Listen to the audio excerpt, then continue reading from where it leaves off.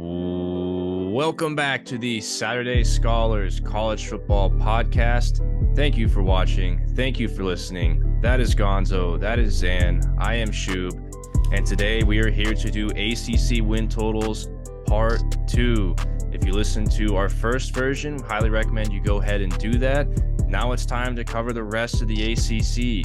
Maybe some dark horses, maybe some teams that people are overlooking, some teams that perhaps maybe people are underlooking or overlooking, whichever way you want to define that word. It is here in the ACC. So without further ado, let's get to it. When I looked at this being 8.5, I said to myself, no way and no how. That is an easy under. But then I opened my handy dandy notebook and I did a little bit of research. I did a little bit of digging. The Texas Longhorns, a team that perennially underachieves. Are you telling me they are going to go 10-2 or are they going to go 8-4? Get the dang police out there, because it's going to be animal cruelty what they're going to put this Buffalo through this season. Thank God that certain things are legal in Colorado, because you're going to need a lot of that to watch this team.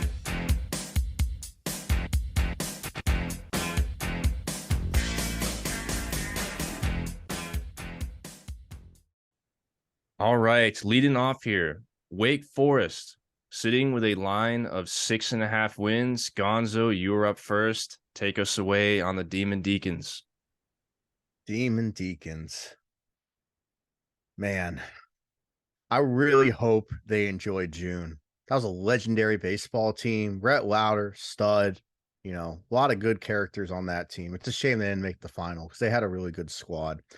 It's a shame that the football team's not going to win 7 games because I'm going under on the Demon Deacons.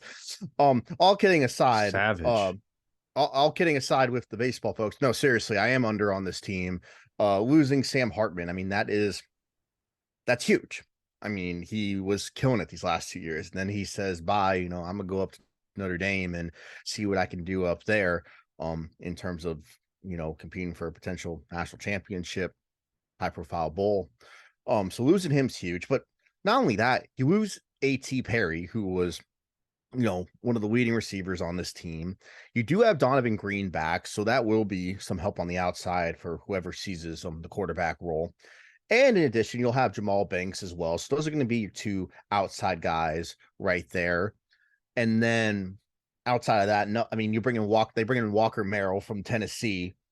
So, maybe it can be one of those Tennessee wide receivers who hits for you in the portal, but I'm not really blown away outside of Green and Banks in this wide receiver room. Going to the O-line, I have some concerns. You lose 3 of 5 starters. Your depth, there are some vets there that are going to fill those roles, but my concern, I hate to do it, but if there are injuries, are these freshmen, and I count 4, are they ready to step in and contribute, off Jump Street? Going to the defense, that's where I have even more depth concerns. They lose 3 of 4, actually really 4 guys on the D-line, with Kobe Turner going in the draft, Ty Williams is a starter, Dion Bergen, Rondell, both Royd, all gone. And again, it's a room that's going to be supplemented with some vets, but again, freshmen. And they brought in Bryce Ganius from Villanova, so hopefully he can make an impact. But I think that room's going to have some serious depth issues. The linebacker room, I think, is actually fine. They've got a lot of upperclassmen, an NCAA transfer in Jacob Roberts, and then 2 freshmen in Aiden Hall and Devon Patterson.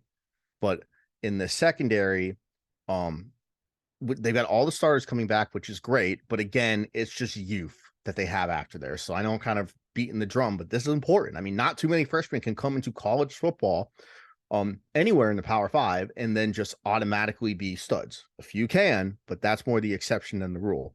So let me just break down the schedule real quick on why I think that still make a bowl game, by the way. This team could still make a bowl game. I just don't think they're going to be in that 7-8 win category.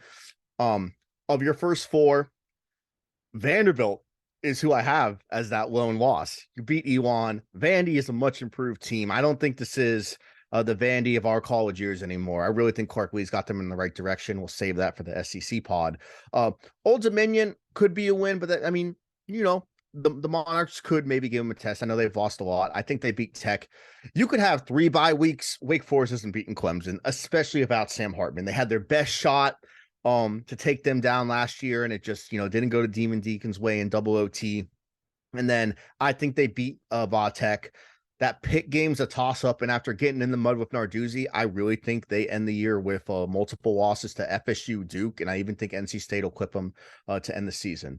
So Wake, I definitely think it'll be a step back, and I think that the depth concerns on the line and the secondary, as well as the offensive line and the loss of Hartman, is what will contribute to, at best, a 6-6 season for the Demon Deacons.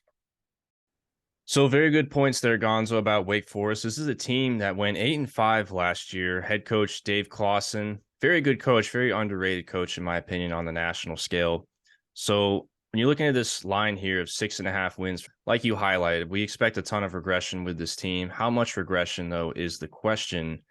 And when you're looking at this team, the best part about this team last year, their main driver behind those 8 wins was the offense. The offense was 15th last year in overall efficiency. Of course, you lose Sam Hartman to Notre Dame. That's a pretty big loss, right? I mean, I'd say the transfer portal was not kind to Wake Forest in general. They lost a handful of their best players to other schools. But there is a man that was waiting behind Sam Hartman last year in the wings. That man is supposed to be the starting quarterback this year. His name is Mitch Griffiths. Mitch Griffiths, and granted, small sample size last year, put up some pretty good numbers.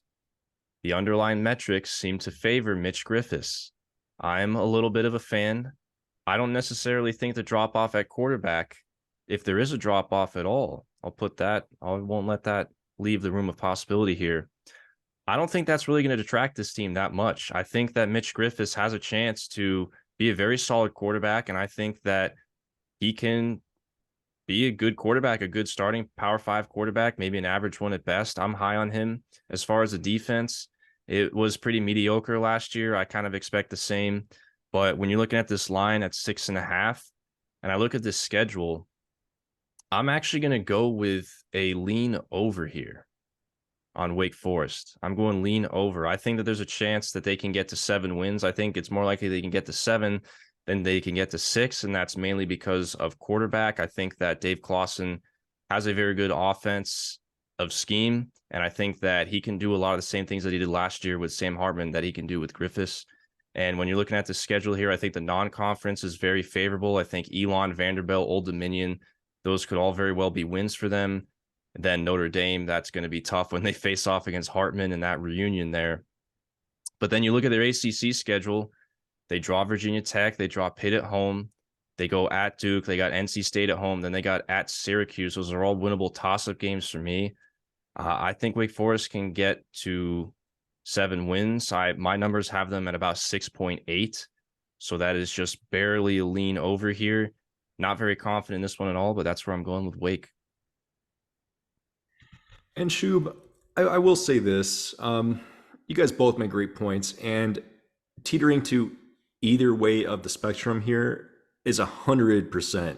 Like, I can definitely see it.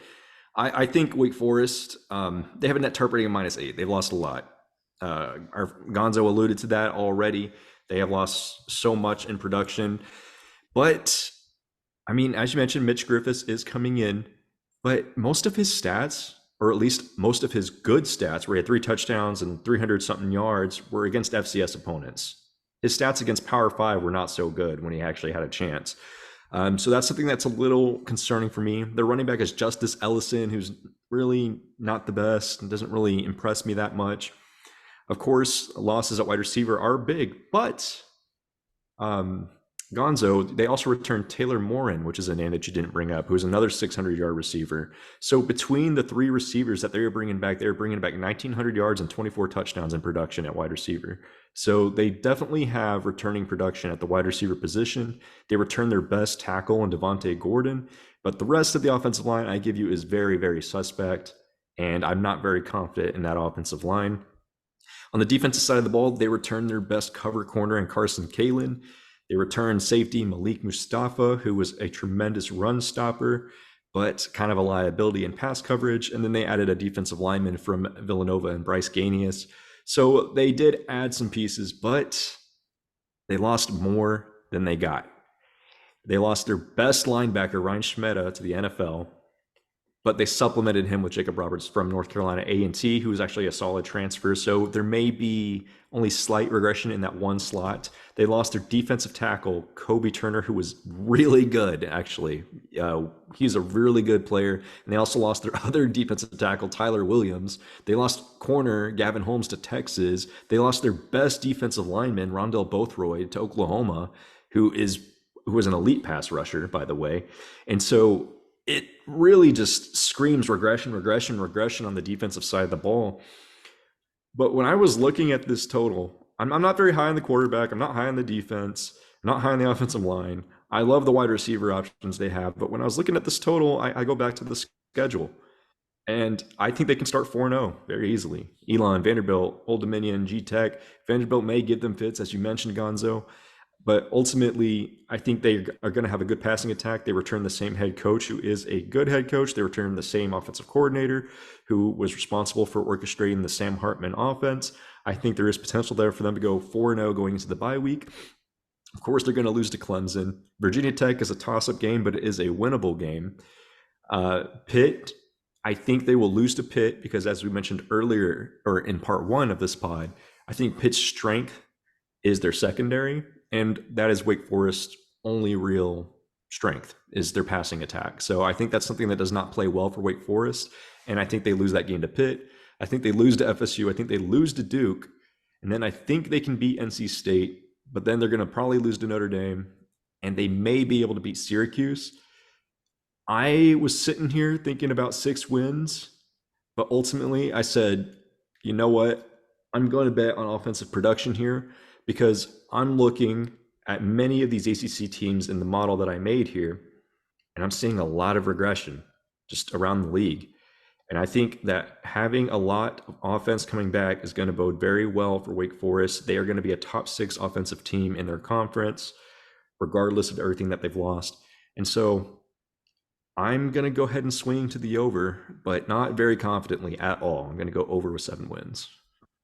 I'm a big believer in Mitch Griffiths, guys. Like I the things that I've heard about him, I think that he could be legit. I think he could be the next solid quarterback for Wake Forest in the next year or two. So I guess we'll see on that. But this win totals for this year, Shoob. So I do think Gonzo has a good chance of being right on this one. This is probably, other than North Carolina, 2 teams I'm very uncomfortable with in my picks, North Carolina and Wake Forest. Oh yeah, I'm sitting high atop that fence right now. Very high atop that fence. And I wanted to say my schedule had cut off. I know the season doesn't end with NC State. I have a Notre Dame tabbed as a loss for Wake, and Syracuse, who's going to be our next team, as one of those toss-up teams. And let's go talk about the Orange and what Dino's working on up there in New York. Let's talk about it. Syracuse, also like Wake Forest, sitting with a line of 6.5 wins. Dino Babers, man, that guy knows how to avoid getting fired. I don't know how he does it. It seems like whenever Dino is on the hot seat, whenever everyone is saying if he doesn't make a bowl game this year, he's getting fired, he somehow manages to make a bowl game and doesn't get fired. He pulls the rabbit out of the hat when his back's against the wall. And this Syracuse team last year was one of the surprising teams in all of college football. This was a team that we expected to be one of the worst in the ACC, let alone one of the worst in the entire Power 5 last year. Guys, do you remember? Maybe a lot of you don't remember this. Remember when Syracuse started last year 6-0 and they were ranked? Remember when they had Clemson on the ropes when they were up by double digits against Clemson before they blew the lead? Well, that happened at one point. Let's not forget, Syracuse started last year 6-0, and then they ended the season 1-6. But they made the bowl game, and that's all that matters. Dino kept his job. He's going into his 8th season up there in Syracuse, head coaching the Orange. It was a very balanced team overall. Their offense was 49th overall in schedule-adjusted efficiency. Quarterback Garrett Schrader, he returns. And I like Garrett Schrader a lot. I thought he put up very solid numbers last year for Syracuse, put up very solid passing numbers, to say the least. And I expect that to continue this year. However, the running back room, they have a big loss in Sean Tucker. Sean Tucker was a key cog for this offense. But Alan LeQuint is a guy that I like a lot. He averaged 6.7 yards per rush in just 47 attempts last year. So small sample size, granted. You're not going to replace Sean Tucker, but I think they have a guy in LeQuint that could potentially at least give Syracuse a good option there at running back. They return their leading wide receiver, Oronde Gadsden II. He returns. He was easily the top receiver on this team. And then the offensive line, a few of their starters are gone, but we shall see if the regression is that bad. Hopefully it's not if you're a Syracuse fan. The defense returns a few starters, but they did lose a few of their key guys to the portal and to the draft. The defensive line last year for the Cuse was pretty poor at stuffing the run, but they were actually very solid at getting to the quarterback. Their sack rates were a lot higher compared to their run stuffing rates, which was very surprising, very odd. You usually don't see that type of disparity with the defense, but that was the case with Syracuse last year. And then their secondary lost 2 4-star rated defensive backs to the portal, and Jahad Carter, who went to Ohio State, and Deuce Chestnut, who went to LSU. They did bring in a few replacements, so Dino did a good job of replacing those guys, but obviously the quality you're getting back does not match the quality that is leaving. But I think at least Syracuse did a good job of trying to replace what they lost. And then the schedule. Taking a look here at the schedule for the Cuse. They open up their non-conference play, which I think is very manageable, against Colgate and Western Michigan. Those are two teams that I think they can easily beat, of course. And they have at Purdue, which will be sort of a toss-up game. But that Purdue team, we don't know what to expect from them. They lost a lot of players off of last year and whole new coaching regime there. That potentially could be a win. That was a game that they won last year. They won last year. I remember you and I had like different lines on that game, and I ended up winning that one, and you're so pissed. Yeah, that was one I was not happy about. If you're a Syracuse fan, if the refs definitely played a huge part in that game, but I'll leave it at that. But this is a non-conference slate that is very favorable. I mean, I don't really necessarily think Syracuse is that great of a football team, but I think there's a chance they could go 4-0 in non-con play. And they could start 4-0 just like they started last year 4-0. I think there's a very good chance of that. At minimal, I think they could go 3-1.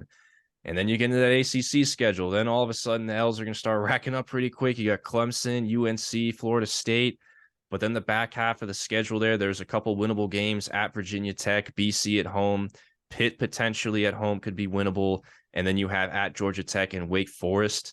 The back half of the schedule, they are not going to win all those games, but I could see them getting at least maybe a couple of those wins, maybe 3 potentially.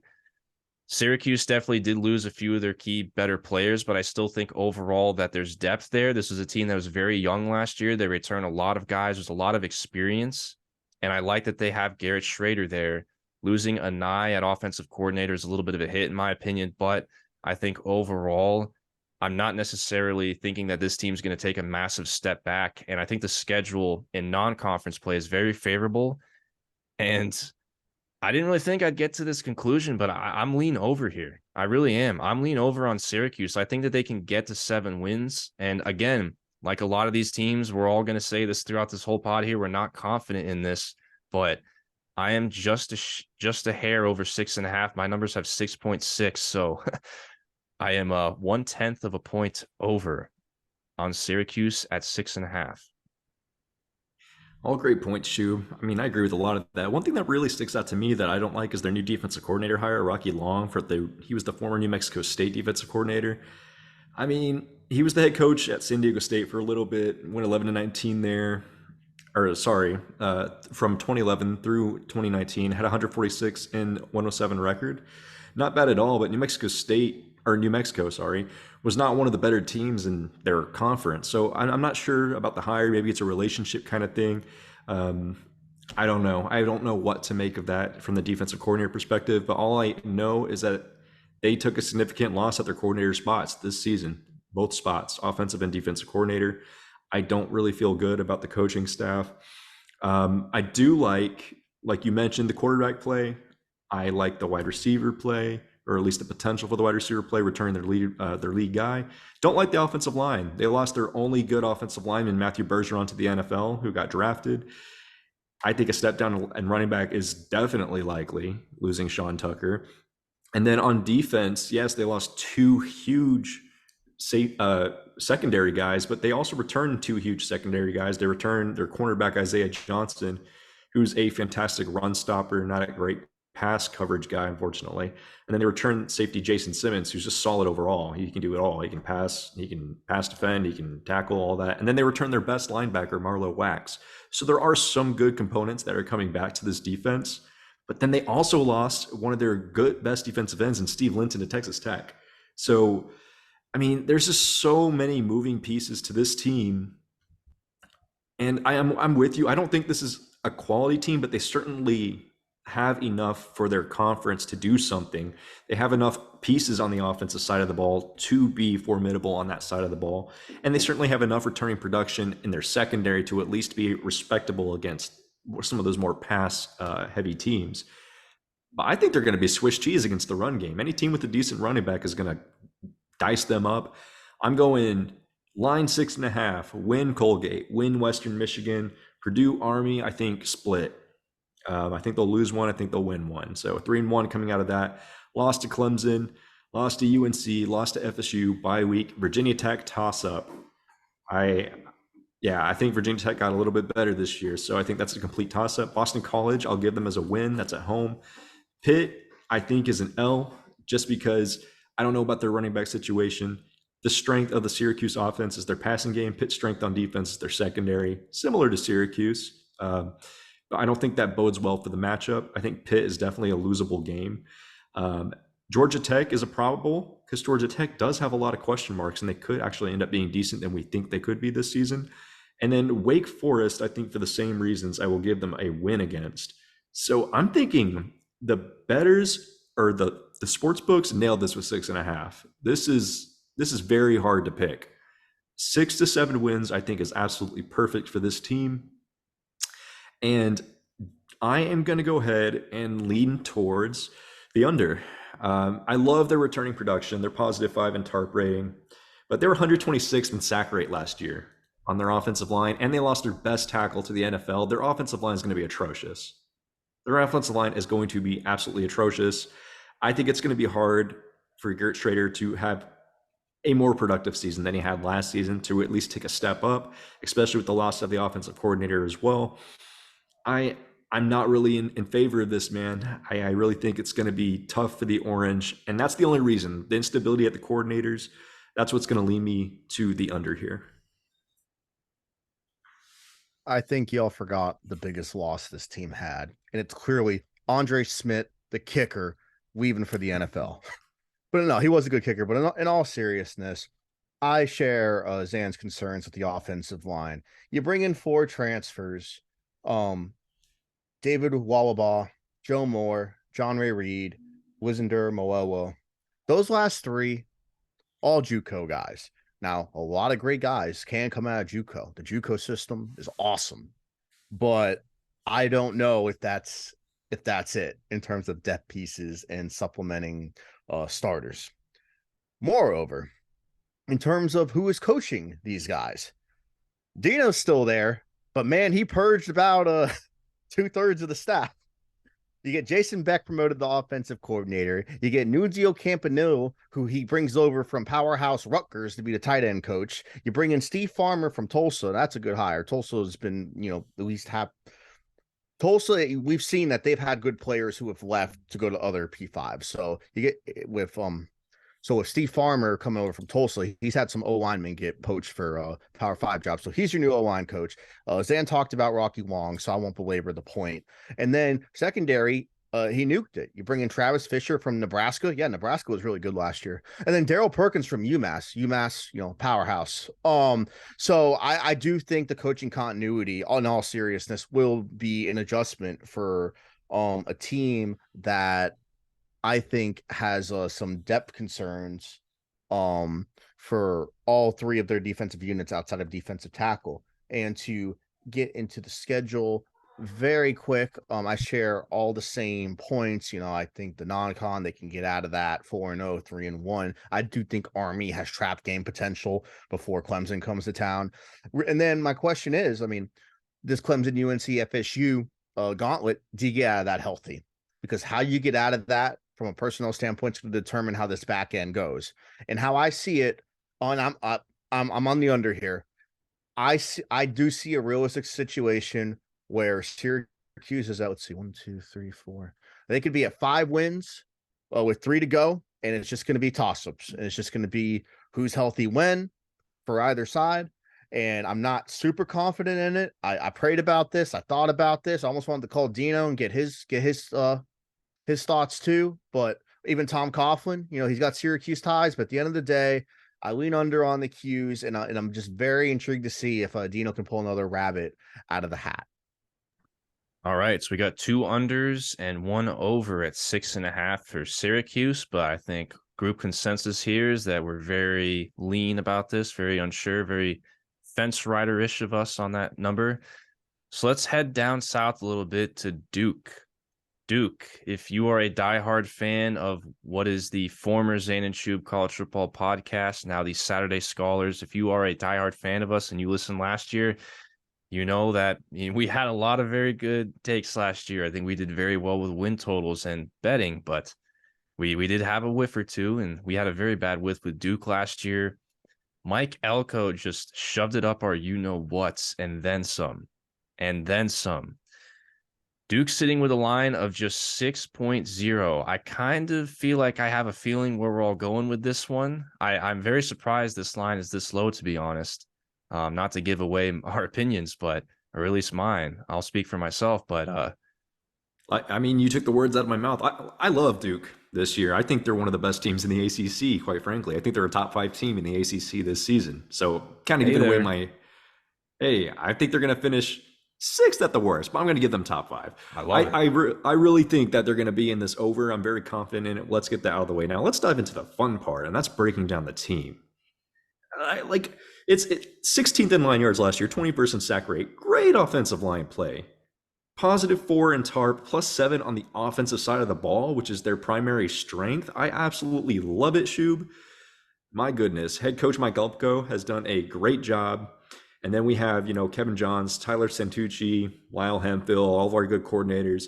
But the biggest thing is returning Riley Leonard, who was quite efficient last year. They also returned their lead pass catchers, Jalen Calhoun and Jordan Moore. Love those. Offensive tackle, Graham Barton.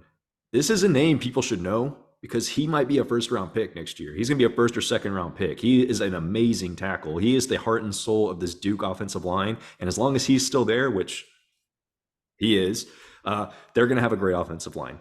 So they also have a pretty decent running back in Jordan Waters who averages 4.6 yards per carry, but he doesn't get the ball as much because they're more of an air-it-out kind of team. They prefer to pass the ball. They did lose their starting center, Mike Purcell, to Maryland, but they also added Jake Hornibrook from Stanford. I mean, we've talked about that name before since we've been talking about Stanford, and interior offensive lineman Ben Hoytink from Penn, which is actually a great add. He's from Penn, so you wouldn't think much of it, but PFF would tell you that he has excellent blocking statistics and grades. So they're going to improve on the offensive line, in my personal opinion. I mean, the offensive line was already pretty solid. They're going to at least be stationary where they were last year.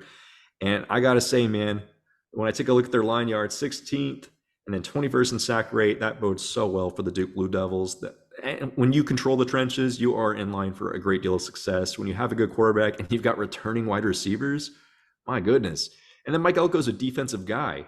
He is maximizing what they are getting on the defensive end of the ball. They are returning safety Darius Joyner, who's not the best coverage guy, but he is an elite run stopper. That's a huge return. He is an absolute run stopper. And then they returned Dwayne Carter, their defensive tackle, who is another great player all around, great at stopping the run, great at creating pressure. They returned their edge rusher, RJ Oben. And then they added Miles Jones from Texas A&M. So, I mean, they really are a team to look out for this year. They didn't lose a significant amount to the portal. They brought in, they basically have more production than they have leaving. And the production that they have leaving, I think they replaced with better pieces. So Duke, for me, I can't believe this line is sitting at 6. Let's look at the schedule here. Clemson. I'm going to say it's an L, but it's not a definite L. That's a probable. I think they might be able to catch Clemson, especially week 1. Especially week 1, they could catch Clemson napping, and then boom, our over's toast on that. But man, I'll tell you what, I can definitely see Duke potentially winning that game. Lafayette, win. Northwestern, slaughter. At UConn, win. Notre Dame, probably a loss, but you know what? Notre Dame does tend to lose a game or two every year that they shouldn't lose. This could be one of those games because this is a quality team that they're playing against. Like, this is how good I feel about Duke. I really think that they're not going to get blown out by anyone on their schedule. They'll play competitively. Then you have the bye week. NC State, win.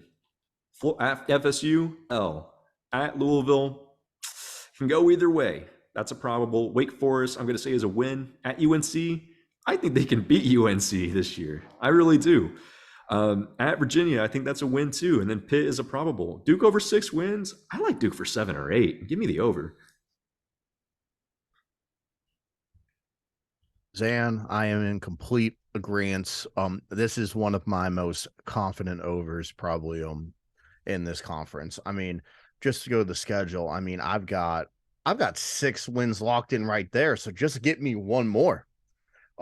With my toss-up games being NC State, Louisville, UNC. But like you said, I mean, I think they'll be competitive with everybody on this schedule. I think a major coaching hire was Tyler Santucci. I love Elko going back to College Station, being like, hey, Ty, you want to come in on the ride with me over here in Durham? And Santucci's like, absolutely. So having him coming in to coordinate that defense and coach a linebacking core that's got veteran returners in Dylan Freeman and Mousy, but also some freshmen in there. And I do have some depth concerns, but having a guy like that in there to coach that unit, I think is just phenomenal. Also on the D line, I mean, they sport in addition to Carter and Oben, I mean, you got Vincent Anthony, who's got star potential, and then freshman Terry Simmons, they've had very good things to say about in camp as well. I'm very curious to see how the transfers, Outblades, how he does coming into the secondary, whether he'll complement Chandler Rivers, or who was a stud last year at corner, or if he plays behind him. But all in all, I think this Duke squad is going to build on last year's success. Robbie Leonard is an absolute stud, and they're going to be a lot of fun to watch. And I'm happy that up there they've got a football team to be excited about. So over on the Dukies for sure. So you guys pretty much hit it all on the head. I'll put it this way. Duke, I will say, granted, they did take advantage of what was a pretty poor ACC last year. They did rack up a lot of wins against a lot of teams that were down. For instance, that Miami game where Miami turned the ball over 8 different times in that game. Can they do something like that again? Pretty unlikely, but again, I think the sportsbooks expected a little bit of regression here from this team, which I could see why you would come to that conclusion, but I just feel like I'm with you guys. I think there's something missing here with this line at 6 wins. I think Mike Elko is a phenomenal coach. I'm not going to put him in the Jonathan Smith category just yet, because Jonathan Smith's been at Oregon State for over 5 years now, and he's done that at Oregon State for multiple seasons. We got to give Mike Elko more than just one season to see if he can replicate that success. But if Mike Elko has another strong year 2 here at Duke, I think we need to start talking about him as like one of the most underrated coaches in the country, and one that should probably be taking a job at one of the top tier Power 5 programs here in another season or two, if the trend continues like we expect. But I love Riley Leonard. I've heard a lot of NFL potential upside about him, maybe not first round potential, but he definitely has NFL upside with him. He's a terrific dual threat quarterback. He led the team in rushing touchdowns as the QB last year. And then, I mean, just the returning production. You guys already mentioned it. They returned 17 starters, which is the most in the ACC. It's hard to imagine that there's going to be a whole ton of regression here. Maybe they don't necessarily replicate the record that they had last year, but they're going to get this. They're going to minimally get to 6 wins. I'm with you guys. Over. It's a very confident over too. So 3-way consensus here on Duke, which makes me feel good in the bottom of my heart, because I feel like I'm making up for what happened last year. So, which maybe this should scare us, because you know how confident we were on the Duke under last year. Now we just this year Duke's going to win 2 games. Maybe, yeah, exactly. Maybe we're a bad omen for Duke, but we're like very confident on Duke's over. It's Kind of weird how that works. All it takes is just the sports books pegging a line at a certain number, and it just changes I your mean, perception of the team. look at all the metrics, man. The metrics too support it. I mean, hey, Duke, I'm all over you, baby. Yeah, three-way consensus here on the Blue Devils over 6 wins. So how about Boston College sitting there with a line of 5.5? Can the Eagles get to a bowl game? Gonzo, lead us off here on BC. So obviously last year was a rough year for Jeff Halfley and company. I mean, you're playing D Weinman at O-line, and it was just an absolute disaster. I mean, the one bright spot was Zay Flowers turned down the bag to stay and ball out at Boston College, and he will do phenomenal in the NFL. To get rid of the suspense, I'm fly Eagles fly. I'm leaning the over on Boston College this year, and let me get into why I'm kind of thinking that way. So Steve Shimko, that's the QB coach. He got promoted to OC. That's not what wows me. What wows me, or at least impresses me, is who's going to be helping him call plays. That's Rob Chudzinski. Rob Chudzinski, he was the offensive coordinator for what some say is one of the greatest college football teams of all time. He coordinated that 2001 Miami Hurricanes team. Now, obviously, he doesn't have Ken Dorsey. He doesn't have Frank Gore and Andre Johnson. He doesn't have these kind of superstars, but a guy who has coached at that level, seen that kind of talent, there is a lot that he can give to Boston College's personnel to at least get them to a bowl game. My understanding is they're going to run a pro-style offense with a diverse run game between Pat Garwo II, Kyle Robichaux coming in from Western Kentucky, and Alex Broom. And it's going to be heavy play action with Emmett Moorhead more or less being the guy. I mean, he got a ton of reps last season. And even though Zay Flowers is left the building for greener pastures, you've got Joe Griffin and Jaden Williams. They're returning on the outside to compete for that exposition. Ryan O'Keefe coming in from UCF, they're very high on. And in addition, that tight end room with George Takix and Jeremiah Franklin will be two additional pass catchers for Moorhead to utilize. The O-line, you can't be any worse than last year. I mean, so they bring in a couple transfers, Kyle Hergel from Texas State, Logan Taylor from UVA, a couple returners, Drew Kendall, Ozzie Trapillo, Christian Mahogany. Again, this is not a wow unit, but it's anything has to be better than playing defensive linemen. And then on the defense, I mean, that is Halfley's bread and butter. He's a defensive mind. I do think they'll be on the rebound. I like he's got Cheetah Shalah on at D end, as well as Donovan Izu Ruaku. They'll be complement each other. Nito Akpala provides depth. Interior, you got Cam Horsley, who's a senior, and that's huge. When you get those seniors who've been in those down years, that can be helpful for a successful season. We've seen it with Arkansas. That's the main one that comes to mind. So that's vital there. You've also got Quan Williams there on the interior. And then the linebacker spot, you're going to have Vince DePalma and Cam Arnold. They're going to be really holding down those two starting roles with some veteran depth behind them. And then real quick on that secondary, they really beefed it up with transfers. They went in and they brought Alex Washington from Harvard. So he's coming in to take that number one that spot opposite of Eli Jones. And you also brought in Victor Nelson from Long Island. He's going to play safety. And Kerry Johnson's also going to be in the mix, coming from Arkansas to compete for that that cornerback spot behind EY. So, and I cannot forget as well that Cole Baston is returning at safety as well. So I like what they're bringing back. And when we get to the schedule, that's what helps me form this. I think NIU and Holy Cross are W's. You lose to FSU and Louisville. You beat Virginia to get to 3. Army's a toss-up. Tech, even after a bye's a toss-up. I know we're a little higher on UConn in years past, but I think they can get UConn, even though UConn did get them last year. Syracuse, probably a loss, but it'll be competitive. I think they beat Tech. And then Pitt, see what Pitt's depth is like in Miami, see if they care. So I do think it is more likely than not that Boston College can squeak out a bowl season and get things back on track for Halfley and the gang. So we have an over on Boston College at 5.5 from Gonzo. So I reiterate most of the points that you said. I mean, the offensive line, that was the biggest Achilles heel by far with this team last year.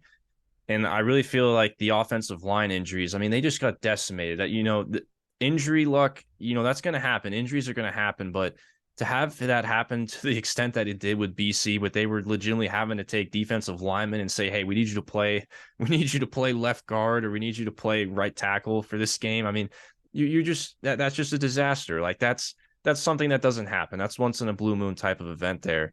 And I agree with you, Gonzo. I think that the offensive line is due to be better. I think Halfley and his staff did a good job of trying to bring in more depth in the transfer portal. So that sort of situation is likely to be avoided this year. And it's just going to be better by default. I mean, they were 130th out of 131 in FBS and line yards as an O-line. I mean, that's it. They're going to be better than they were last year. As far as the quarterback room, not really particularly high on anybody, but it does at least give me a little bit of confidence, or at least it should give you confidence if you're a BC fan, that Emmett Moorhead got a little bit of time last year when Dracovic went down with an injury. If you look at the numbers, Moorhead actually put up relatively similar numbers to what Dracovic was putting up. And again, he was playing behind that atrociously bad offensive line with the nose tackle playing left guard. So, I feel like if you get a little bit better play up front, then maybe Moorhead can put up better numbers. I also like the fact that Halfley brought in Thomas Castellanos from UCF for quarterback depth, so that also helps there. So I think quietly this team is due for a bounce back. I don't expect the defense to be all that great. The defensive line actually was above average when you look at the numbers. So all in all, when you look at the schedule here for BC, I'm expecting a bounce back season. And then when you take a look at the schedule, I mean, you covered it. I mean, NIU and Holy Cross, that should be a cakewalk. That should be 2 wins to open the season. Again, you never know, but that should be a 2-0 start. Yeah, you're not going to beat Florida State. Yeah, you might not beat Miami. You might not beat the Pitts of the world, but the rest of those games, I mean, it's a very manageable ACC schedule. They play Army, Georgia Tech, Syracuse, Virginia Tech. We're not talking about the cream of the crop here in the ACC. Sitting at 5.5 wins, I think the sports books expect a bounce back season from BC. I expect a bounce back season from BC, and I am a lean over, and I mean lean. My numbers have BC as a 5.8 win team, which is a lean when we're talking about 5.5. It's those small differences, man. I think that this team will be motivated to get to a bowl game. What's interesting is this Boston College team was 130th in line yards and 113th in sack rate when playing some D linemen on their offensive line. That's kind of pathetic when you consider that some teams that we have talked about previously were playing offensive linemen who were actually experienced at the position and were still worse. So let's just get that one out of the way. You guys have a higher opinion of Boston College than I do. I do understand that the offensive line will improve, and I do have that on my notes here. I expect improvement from the offensive line just by default. I also think that they had a net positive gain via what they lost and gained on the offensive line. Gonzo mentioned that. They lost Finn Dristine, but the offensive line is getting 2 replacements in the portal who I like, and I think there will be an overall improvement in the offensive line play. So that's good. But I'm not really sold on Emmett Moorhead. Look, I know he put up 1,250 yards, 10-6, and I know it was behind a bad offensive line, but they don't have any elite pass catchers. Zay Flowers is gone. Let's keep that in mind here. You don't have that safety net in Zay Flowers, who was an elite option for Boston College. You don't have anyone like that. Yes, you brought in Ryan O'Keefe, and he is far and away the only guy who has any modicum of decent production. I think Ryan O'Keefe had 700 yards at UCF, something like that. But the other guys that they have there, I think were 200, 300 yard guys. They're not doing much. So in terms of production, they don't really have much there. And Ryan O'Keefe is ultimately a step down in wide receiver production. So definitely a step back. And then Gonzo touched on the secondary people that they brought in, but they also lost 2 of their best secondary players through the portal. They lost Jordan DeBerry, one of their cornerbacks, who was a 4-star transfer to Texas A&M, and then they lost their best safety in Jason Matry to Wisconsin. So yes, you are bringing some people in, but are they really better than the people that you lost? I expect a little bit of regression in the secondary. And On a good note, though, you did mention the defensive line was respectable last year, and they did also get a transfer from Michigan and George Rooks. So that will help buffer the defensive line. So there is something to be said about that. I think this team will regress a little bit in the secondary. I think their run defense will be decent based upon their defensive line. But ultimately, I'm looking at the schedule, and IU Holy Cross with you guys, 2 wins. Lock it up. Easy. 2 wins. FSU's an L. Louisville's an L. Virginia's probably a win. But again, I mean, I don't think Virginia, as bad as I think they are, I don't think they're going to go 1-11 or sorry, 0-12. I think they'll go like 1-11 or 2-10. They'll upplay to somebody, and there's going to be a few teams that they could potentially beat, and Boston College is one of those. But I'll go ahead and say Boston College wins it, although I have it listed as a probable. Then they play at Army. That could be tricky because Army is known to punch people in the mouth from time to time. And then you have Georgia Tech, who I think has potential this year. They're a very wild card team this year. I can't wait to talk about them because they do have a lot going on. It's really hard to pin down what Georgia Tech is, but if Georgia Tech puts the pieces together, that's an L right there. And it's at Georgia Tech. UConn, that's not a guaranteed win. Syracuse is not a guaranteed win. I think it's an L at Syracuse. Virginia Tech, I'm higher on Virginia Tech this year than I have been in years past. I think they could lose to Virginia Tech, but I have that as a probable because they're at home. They play at Pitt, and then they've got Miami. I just don't feel confident in taking them at 6 wins. I think they're more of a 5-7 team than a 6-6 team. So I'm going underneath for Boston College. All right, so 2 overs and an under for Boston College at 5.5 wins. So let's move to Virginia Tech, the Hokies. I will lead us off here in Blacksburg. Brent Pry, the head coach, he is going into his 2nd season at Virginia Tech. And man, last year was definitely a disappointment if you were a Hokie fan. Vautech went 3-8 last year. I was a little bit higher on this team. I was pretty high on the hire of Brent Pry in and of itself. And yeah, it's fair to say that this team disappointed pretty badly last year. And we'll see if there is a big year 2 leap here with Brent Pry at the helm. But let's dig into the numbers here. You know, a lot of it wasn't very pretty. There's a reason why they went 3-8 last year. The offense was 106th in offensive efficiency. Now, I know Brent Pry, he's a defensive guy, but the offense needs to get better, man. You can't expect to make bowl games and compete in the ACC if you're just going to have one of the worst offenses in FBS. Quarterback Grant Wells, he returns this year to be the starting quarterback. The numbers last year, not so great. Yeah, I'll just put it that way. Not that great. I do like, though, that they did bring in more competition with Baylor transfer Kyron Drones. So at least maybe they can light a fire underneath him if he's thinking that he's just comfortable there with a quarterback job. But we shall see. I thought the running back room, something very interesting with me. If you're a Virginia Tech fan and you're watching this or listening, please comment on this. I thought running back Kashawn King showed some promise last year, but I noticed that he transferred to Western Michigan. And I was looking at that thinking, how is this guy, based on the numbers, not at least the starter projected to going into this year? I don't know if you guys have a comment on that, but if you're a Hokies fan, please let me know. That was very interesting to me. Their top receivers are all projected transfers. Brent Pry just said, let's just get rid of this receiver room. Let's just bring in all these new guys because the receivers were not that great last year. So all the new top receivers for this year are projected transfers from other places, probably an upgrade over what they had if I had to guess. The offensive line, it struggled last year.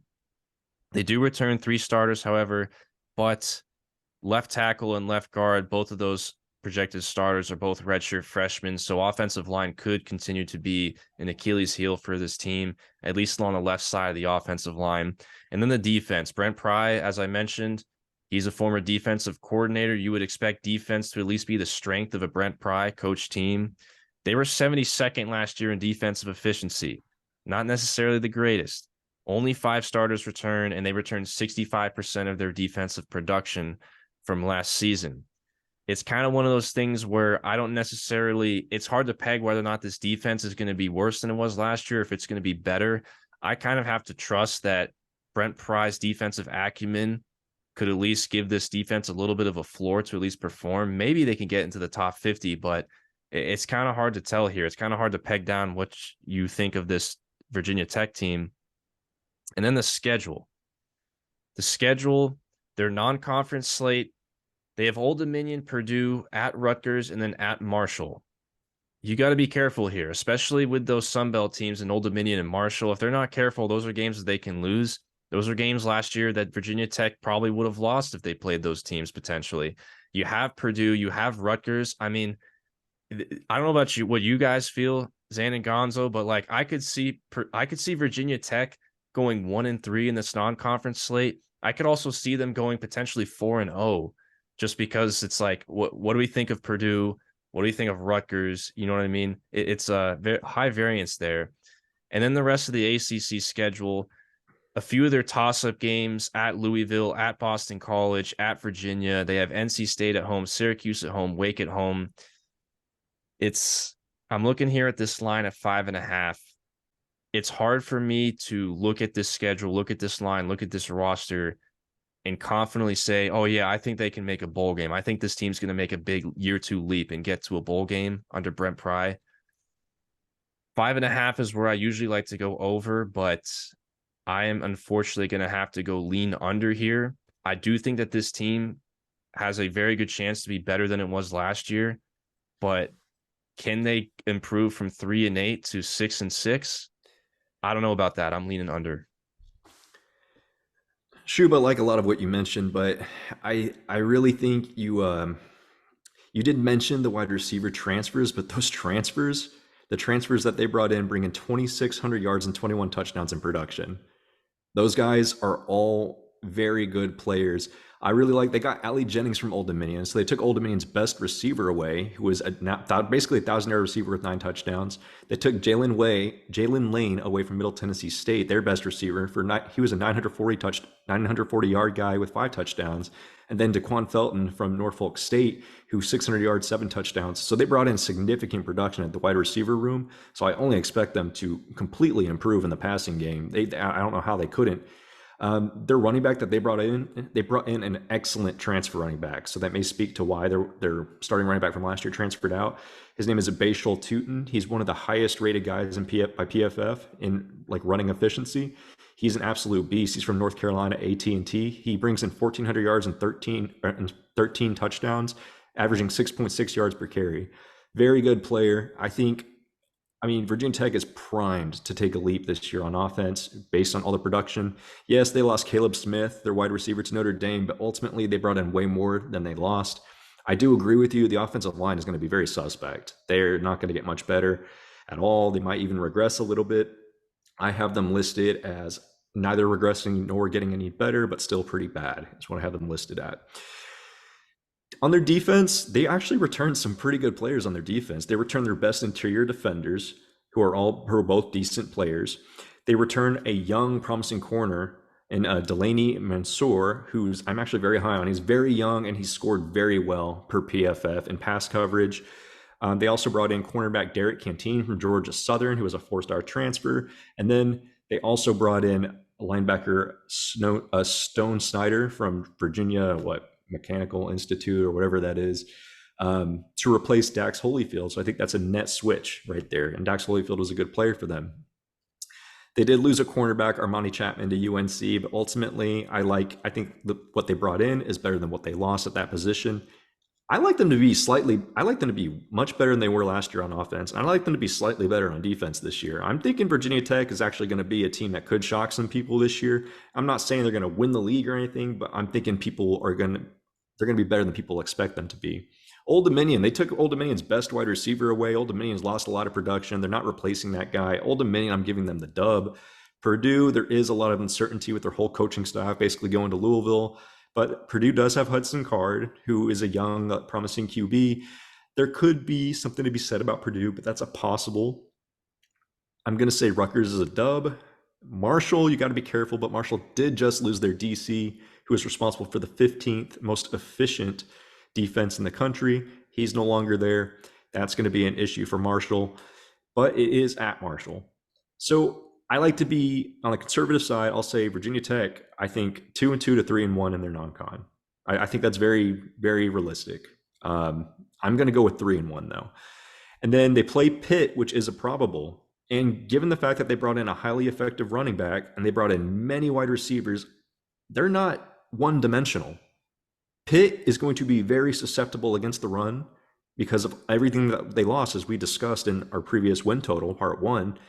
I think they can beat Pitt just on pure matchups right there, having a great running back. FSU, that's a loss. Wake Forest, they're much more balanced than Wake Forest on both sides of the ball. They gained more than Wake Forest. Wake Forest lost more than they gained. This is actually going to be an interesting game. This is going to be a game with two teams with receivers who have proven production playing against one another. I'm going to put this one as a possible for them. Then bye week, coming out to play Syracuse. Even after the bye week, I think they will lose to Syracuse, although I think this is another game they could potentially win. Honestly, I think they're going to lose a lot of close games if in the games that they lose. Louisville, I'm going to say, is an L. Boston College, I'm going to give them a win there. NC State, I'm not very high on NC State. I think that's a possible. I think they can possibly beat NC State, especially because they're at home. And then at Virginia, that's a dub. So I feel comfortable with 6 wins. I'm taking the over. Virginia Tech's going bowling. Sleep with one eye open, gripping your pillow tight, exit light, enter night. And that's what I think it's going to be for Brent Pry after year 2. As the seat slowly heats up, I'm under on the Hokies. My main concerns, and you guys have made excellent points with the personnel, and I do see how there can be upside to Xan's point.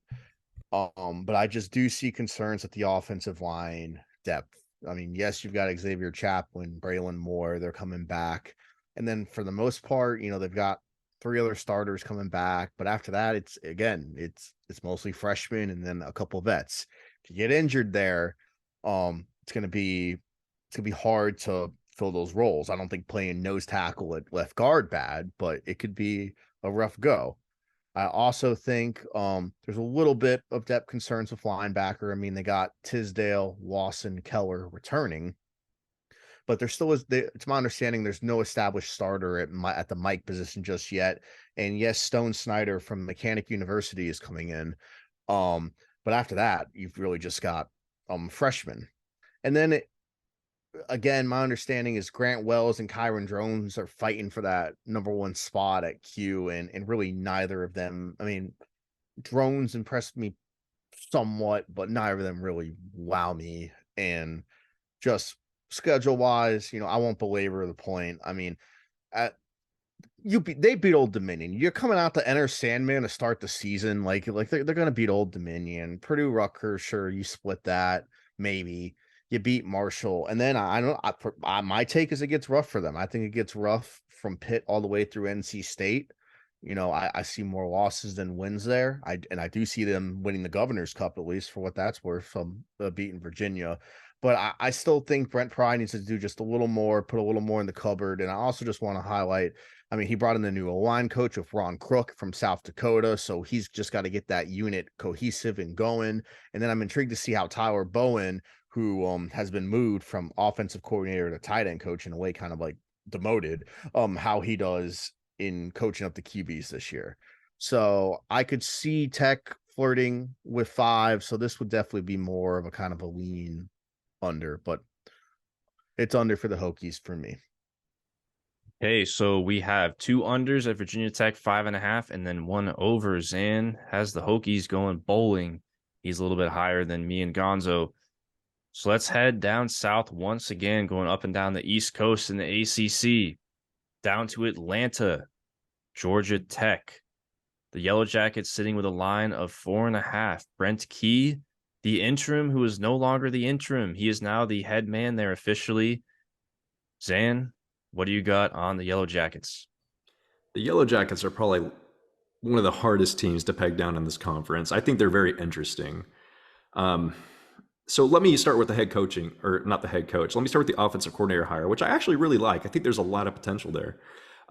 Buster Faulkner, quality control coach at University of Georgia. They brought him in to be the offensive coordinator, and with him comes a slew of transfers. Dominique Blaylock at wide receiver, who was a 97 graded recruit coming out of high school. Christian Leary from Bama, who was a 94 graded recruit coming out of high school. And they did lose Nate McCollum to UNC, but ultimately they brought in 2 wide receivers who are, SEC guys and have a relationship with Buster Faulkner, who is now the OC. Now, I know that they didn't really have production at their last stops, but the production is certainly not the production. The athleticism is certainly there from a rating standpoint. It shows that these kids are athletic and there is some promise there. Now, one thing that's also interesting is Haynes King comes in from Texas A&M to replace Jeff Sims. Now, I know Jeff Sims is a good player, but he was more of a runner. He wasn't a very effective passer. Haynes King has had his share of struggles. I'm wondering if with a new offensive coordinator, a new system, if he can have more success and playing at a lower level of football too, if that's just what Haynes King needs to take that next step in his career. These wide receivers that they brought in are so intriguing to me because the potential, there's a lot of upside with these guys. But at the same time, it could all fall apart. Haynes King could end up being like the same old Texas A&M Haynes King and not being any good whatsoever. So there's two sides to the coin here. They bring in a halfback, Trey Cooley from Louisville, and then they have Dante Smith. They'll probably be splitting carries. But ultimately, that's where this gets hard, man, on offense. It's hard to predict what we're going to see. So Brent Key is 4-4 as a head coach, which is much better than the last man that had the job. We actually expected Georgia Tech to completely bottom out when Brent Key took over, and he actually has done a pretty good job in relief, and that's why he was promoted. I like to give him the benefit of the doubt, say this is a good hire, that they're going to be able to maximize the pieces that they brought in from the transfer portal, that they have a vision for what they want to build on the offensive side of the ball. I'm going to say that their offense definitely improves. To what degree? I could not tell you with any degree of certainty, but I do like the potential upside with the pieces that they brought in despite losing Jeff Sims to Nebraska. Now, offensive line, they brought in Jordan Brown from Charlotte. Pretty decent offensive lineman, but they also lost their depth pieces in the portal. So overall, the offensive line is not going to be very improved. They're still going to be pretty bad. And then when we look at, they were 100th in line yards and 107th in sack rate. So that is certainly a concern. You're not doing Haynes King any favors when the offensive line is that bad. And then defense, though, there are some things I really like about this defense. LaMiles Brooks, their safety, returns, and he is one of the best pass defense safeties. He's going to be an NFL guy. He's an incredible pass defense safety. You just don't hear about him because he plays for Georgia Tech, and Georgia Tech's pretty bad. Nose tackle, Daquan Ducey returns, and then they also got a 4-star linebacker from Texas A&M. So they're definitely boosting their defense up a little bit with a loss to the secondary and Zamari Walton to Ole Miss, who was a 4-star transfer, and safety Derek White to UNC. But what really intrigues me about this team, guys, is one, they play in the ACC. They have some cakewalk non-con games. Their line's at 4.5. I really do think the potential for 5 games is here, but there's just so much uncertainty. It is a matter of if Haynes King and these two new insanely athletic receivers can put together the talent with their offensive coordinator. Well, let's look at the schedule. Opening the season, Louisville at Mercedes-Benz Stadium, which is essentially a home game for Georgia Tech. I'm going to go ahead and say Louisville wins that. SC State next. They should be SC State. At Ole Miss, probably an L. At Wake, winnable, but probably an L. Bowling Green, they should win that. At Miami, L. Bye week. Boston College, probable. They can win or lose that game. UNC, well, that's where it comes down to it. So the offense, if these receivers pan out and the quarterback play gets good, UNC could be in trouble here. This could be like a trap game for UNC. It depends on where we're at by that point in the season. We'll know by then. But because of that uncertainty, I'm going to say they lose to UNC. Virginia, I'm going to say is a win. Virginia's just awful. If you see Virginia on the schedule, it's either a loss or a probable for me. I cannot definitively have Virginia winning any conference games, although I know they probably will win 1, maybe 2. Just can't really nail down who it's going to be. Clemson's a loss. Syracuse is a probable, especially by late season. And then Georgia, we already know Georgia's going to take them to the house, and that's not even going to be close. So ultimately, just because of the uncertainty, I'm going to go under at 4-8. But I do see potential for this team to potentially be a 6-6 team if all those pieces on offense click. But I'm going to go under. Xan, I'm with you. I see the potential, and this is another one. I prayed about it, took a walk, thought about it, and I hate to do my guy Brent Key like this because I like the Chris Wenke, to my understanding, is also coming in to help Buster Faulkner call plays. And Wenke's, in addition to win the Heisman in his playing days, has experience calling offenses in the past. And then in addition, Kevin Scherer coming in as linebacker coach from the New York Giants. Josh Crawford, I absolutely love that hire at wide receiver coach. You know, they lose Del Alexander. Actually, they fired Del Alexander. He goes to UNLV, and they bring in Josh Crawford from Western Kentucky to coach the wideouts. I mean, I absolutely love that, but I'm going to have to be on the under here. And it's not even really because of personnel. I mean, my real big personnel concerns was linebacker depth, which I've said for a few teams. And I mean, linebacker depth's not going to make or break you at the end of the day. I mean, it really isn't. It's the schedule. And I think the definitive wins are just South Carolina State, Bowling Green, UVA. And again, I remember when y'all did this pod on YouTube, and I remember y'all talking about how the AD should be fired for the scheduling. I mean, these home and home agreements are coming to bite them in the butt now, because now Ole Miss on the road, I mean, regardless of what we think of Ole Miss this year, I just don't see that as a venue that Georgia Tech's going to come in and win. Miami, from a talent perspective, should be better and beat them. UNC, I think, will throw the ball all over them.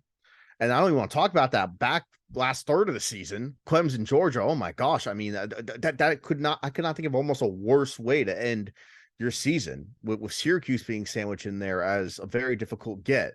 So I just don't see them definitively winning two more games outside of the FCS, the MAC team, and UVA, who I have a very low opinion on this year. I mean, if they win Louisville to open the season, that obviously makes this very spicy down the stretch. But again, you lose an advantage because sure, it's in Atlanta, but let's just have it as a home game. But I'm not going to get into the neutral site argument. So I think scheduling is what plays in the Georgia Tech winning less than 5 games this year. But I do like the upside of the personnel on both the offensive and defensive fronts, like you said.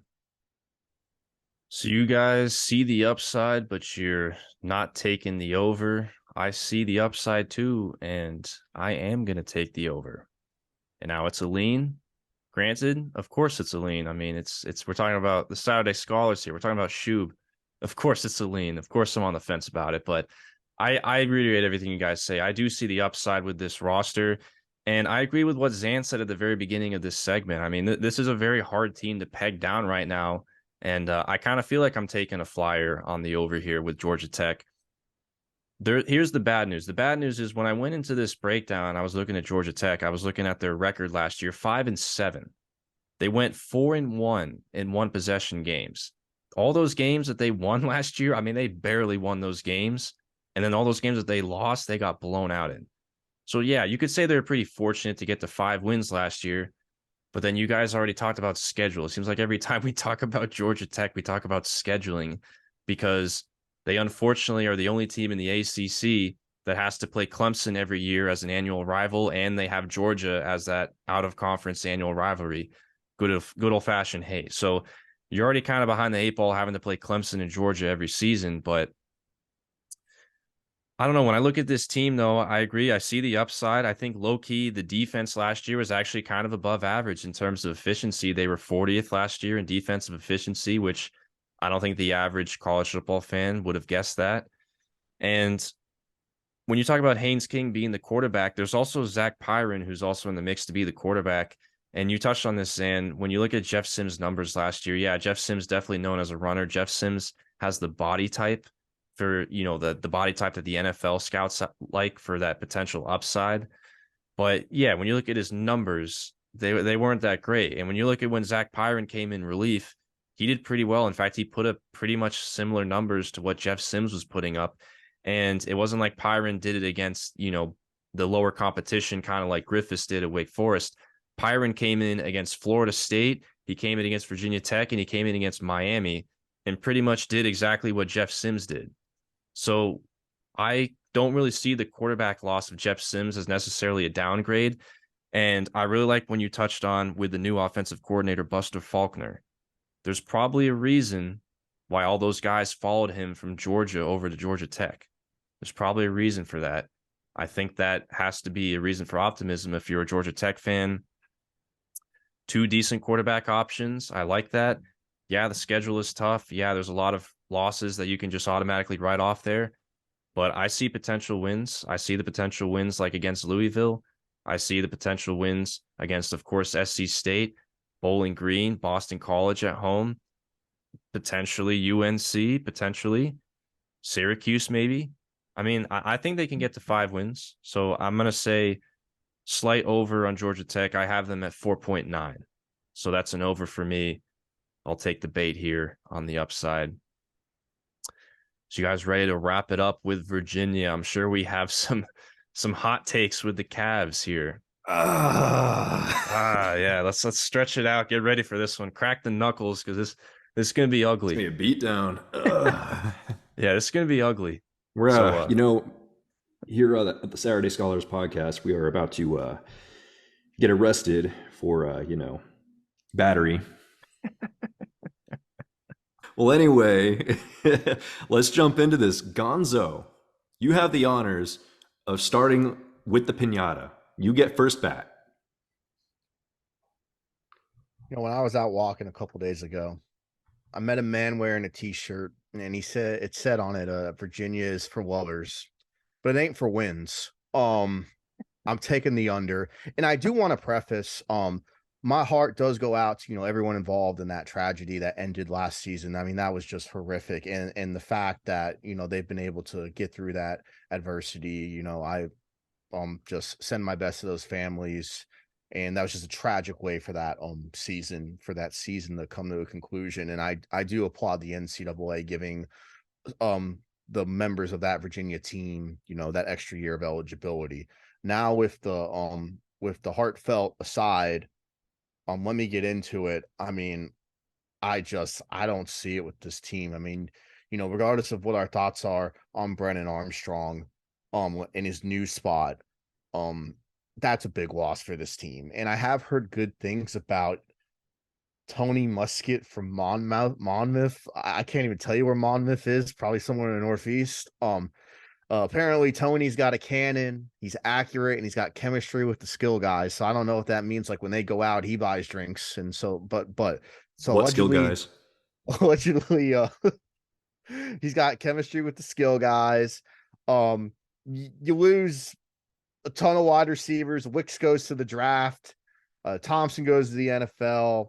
Nate Beal says, I'm out of here. Billy Kemp says, I'm out of here. You bring in Malik Washington from Northwestern, but they didn't win a game in America last year. Take that for what it's worth. So he comes in as your slot guy. Malachi Fields will be on the outside. Demick Starling and Sean Wilson will split reps, being the Z guy. And then you got freshman Jaden Gibson, who is highly touted in the return game. So that's something to be excited about. In addition, they lost their wide receiver coach, Marcus Hagans, to Penn State. And I do remember that seeming to be a good get for Penn State at the time. In addition, they brought in the new O-line coach because their old one left for NC State. And where did they go? Well, they went to, one of the most they went to Stanford. So I don't know how much of a upgrade that is getting Terry Heffernan from Stanford, but he's going to come in and coach a line that has 2 returners. They do bring in Brian Stevens from Dayton, and he was good at the FCS level, as well as Ugana Nana from Houston and Jimmy Christ from Penn State, again, as more transfers. And that's just how they're going to try and supplement a line that really wasn't that good last year. So again, kind of, I forget which team I said it for earlier. So Boston College. So the line will be better, but again, that's not a high bar when the line last year was atrocious. The defense is probably the better unit. I mean, you bring everyone back on the D line. You got a ton of seniors on the front. Cam Butler, Jameer Carter, who could have NFL potential. Aaron Famui, 6-year senior. Chico Bennett in that bandit role. And then you've got some depth pieces like Ben Smiley, Miles Green. Moving into the linebacker, you lose Nick Jackson. I mean, that transfer, that hurt. And then it's really there is a drop off after Jackson's with him being gone, but they won't have as much depth problems. And then, of course, in the secondary, the theme seems to be more transfers. They lose Fentrell Cypress. He goes on to FSU. You bring in 2 transfers to try and supplement the cornerback position. Tavon Kyle from Iowa State, Malcolm Green from Clemson. Then Eli Gaines will be in the competition with one of them for the cornerback spot. And I think there are depth concerns at cornerback that, again, like I've said, UVA has tried to supplement through the portal. And just let me get to the meat of this schedule. No shot you beat Tennessee. I hate to be this brash, but no shot you beat Tennessee to open the year. Joe Milton's going to just go to town. I mean, James Madison's not a guarantee. I mean, there's a good chance James Madison comes in there and gets the dub. At Maryland, Talia's going to have a field day, and that defense is a solid unit. I don't think they beat Maryland. NC State's probable. I don't think they beat NC State. Boston College, fly Eagles fly. I don't think they beat the Eagles. I mean, they probably beat William and Mary. You get a bye week to like take a deep breath. Then UNC throws for 700 on you. It would be hilarious, but Miami probably beats them. Georgia Tech probably beats them. Louisville beats them. I can't believe Duke absolutely beats them. Tech's a toss-up. Tech probably wins. It's an easy under. I wish Tony Elliott the best, but it's going to be rough. So I agree with you, Gonzo. I mean, Tony Elliott, the tea leaves here are not looking very good right now if you're reading them.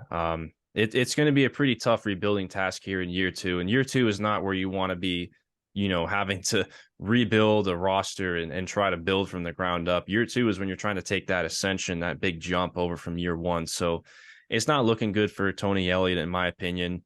And I saw this coming, to be honest, last year, looking at the roster when you looked at it in depth. And it wasn't a good year last year for Virginia. And now they just have a whole lot of unknowns. And a lot of these teams that we've just covered here today towards the bottom of the ACC in the preseason, a lot of these teams that we've covered here today on this podcast, I feel like the pendulum's kind of swinging the other direction. I feel like there's reason for optimism with a few of these teams that we've covered in this pod. There is not reason for optimism with Virginia right now. It's trending the other direction. They only returned 9 starters total, which is tied for last in the ACC. And you already mentioned it, Gonzo. Look at the transfer portal page on 24/7 Sports. It's not pretty. All these guys were leaving. They were dipping. I don't think Tony Elliott lasts very long in Charlottesville, in my opinion. I could see him potentially getting fired mid-season. Last year there was a lot of coaches that were on the hot seat. This year, maybe not as many, but I think this is one of them where I could see Tony Elliott maybe being let go by the end of the year or mid-season potentially if it really goes off the rails. But, I mean, let's just get down to it. The schedule, yeah, that non-conference, I mean, other than William and Mary, I don't know if I see a win there. James Madison, yeah, James Madison definitely beats this current team. Last year's James Madison beats this year's Virginia team by multiple scores. And, I mean, it's sad, but this is a team. Keep in mind, this is a Virginia team that was in the Orange Bowl back in 2019. Can you believe that? They were in the Orange Bowl against my Florida Gators. We were there. But anyways, yeah, it's looking tough here. I see William and Mary as a potential win. I see Georgia Tech at home as a potential win. And then I see Virginia Tech at home as a potential win. Other than that, I'll say James Madison also as a potential win. That's games at home. That's 4. And I feel like all 4 of those you could argue are stretches besides William and Mary. I could see this being a 1-11 team, a 2-10 team. One of those types of years for them. If they get to 3 wins, I mean, congrats. That's still an under for me. Congrats. You got the 3 wins, under 3.5. That's all I got to say. So when I initially did this win total, I was looking at it for under 3. The fact that it's 3.5 now makes me even more confident. So it's pretty juiced to the under. I'm pretty sure if it's at 3.5. Oh, okay, I got you. So, I mean, you guys hit the nail on the head. Oh, Tony Muskett. Oh, yeah, he's got a cannon like a musket. Yeah, he's a great player. Now they lost 2 tackles. So, like, in addition to what Gonzo already mentioned, they lost 2 additional tackles, one to Boston College, one to Louisville. Yes, they brought in interior offensive linemen. And luckily, the one good thing about Virginia, did you guys know this? Did you guys know Virginia has one of the best interior offensive linemen in the entire country?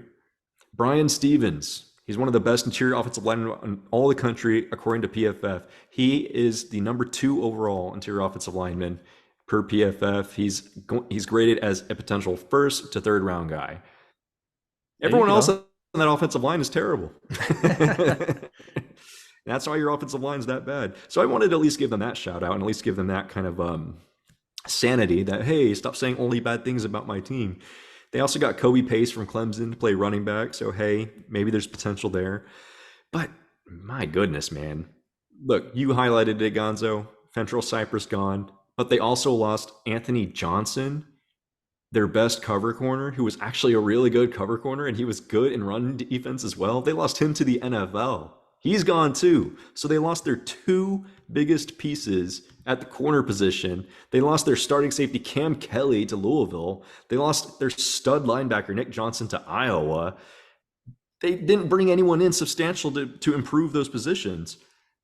This team's going to be terrible in any way you can imagine. They got way worse on offense. They got way worse on defense. Hey, you got one good offensive lineman. Hopefully he doesn't retire midseason out of frustration. But other than that, this is going to be terrible, man. Look, they played Tennessee at Nissan Stadium, neutral site game. Don't know how they swung that. But anyway, that's still in Tennessee. That's a loss. James Madison. Don't know if they swung that. James Madison, that's a loss. At Maryland, that's a loss. NC State, that's a loss.